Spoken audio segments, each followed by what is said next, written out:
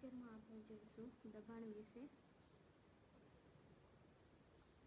દબાણ એટલે કે એકમ ક્ષેત્રફળ દીઠ લાગતું જે બળ છે તેને દબાણ કહેવાય.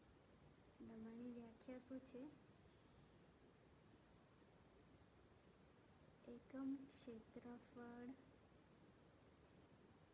દીઠ લાગતું બળ એટલે કે દબાણ. હવે આવું આપણે કઈ રીતે કહી શકીએ? તો ચાલો એના એક્ઝામ્પલ દ્વારા આપણે સમજીશું. ધારો કે કોઈ વસ્તુ છે અથવા તો કોઈ પદાર્થ છે. ધારો કે આ પથ્થર છે. તો પથ્થર છે તેનું ક્ષેત્રફળ, ધારો કે આ એક પથ્થર છે તો એ પોતાની વ્યવસ્થિત જગ્યા રોકશે.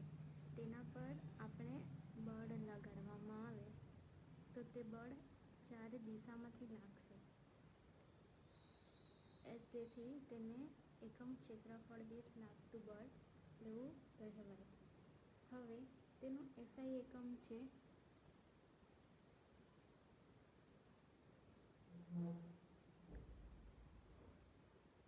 ન્યૂટન પર મીટર સ્ક્વેર. આવું આપણે કઈ રીતે કહી શકીએ? સૌથી પહેલાં તો જોઈએ કે એનું સૂત્ર. તો દબાણ બરાબર